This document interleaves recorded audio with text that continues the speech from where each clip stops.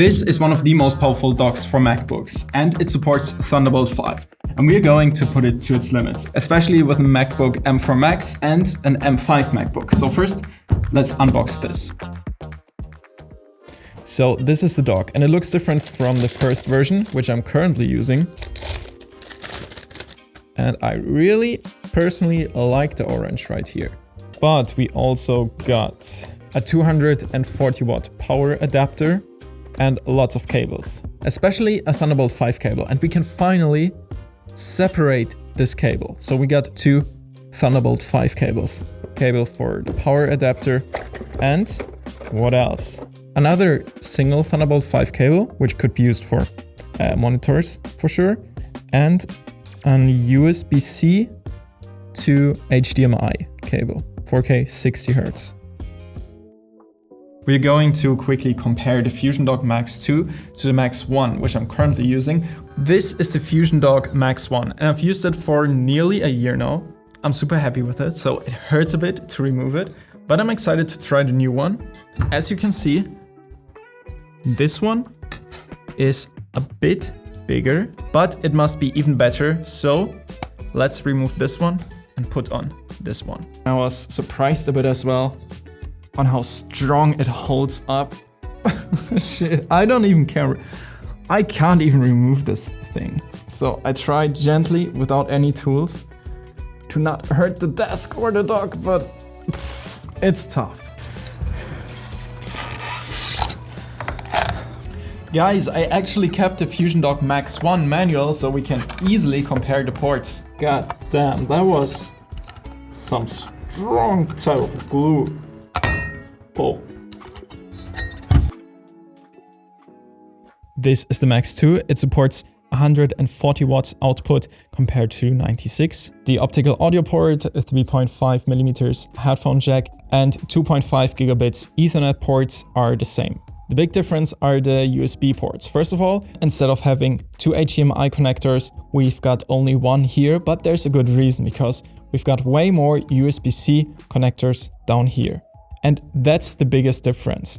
Here we've got three USB-A 10 gigabits ports, and on a new version, we've got one USB-A 5 gigabits and one USB 2.0, which is a downgrade, but I actually like it because that makes space for more powerful USB-C ports. On the Max 1, we've got only two USB-C ports with a speed of up to 40 gigabits per second. We've got three USB-C ports that support up to 120 gigabytes per second and two USB-C ports that support up to 10 gigabytes per second. Big upgrade. Now let's turn them around. First, what's the same is the SD card slot, the micro SD card slot, and the audio jack again. But the Max 2 now has many more connections. On the Max 2, we've got three USB-C ports that each support 10 gigabytes per second, and the PD out supports also 30 watts power output. The Max 1 is slightly stronger here, but we're missing some ports on the back, so still the Max 2 has the upper hand here. So on the Max 1, we've got two 10 gigabytes per second USB-C outputs, one of them also with 30 watts, and two USB-Cs for displays with up to 40 gigabits per second. Big difference also with USB-A. We've got two 10 gigabits per second here and one here, but two more USB-A 5 gigabits per second and two USB 2.0 ports that I think are pretty unnecessary for me. Maybe you can use them for plugging in your keyboard, but for my setup, these ports are wireless. Now let's dock this new docking station to the desk, and I've got a few strips of double-sided glue left. Let's see if it holds up well. I mean, I would be good with 50% of the strength of those, so let's just hope. They were pretty insane, but I run out of that glue, so this one right here has to do it.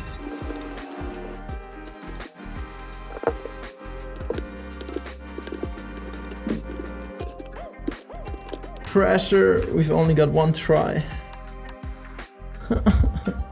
Okay, let's just put it here.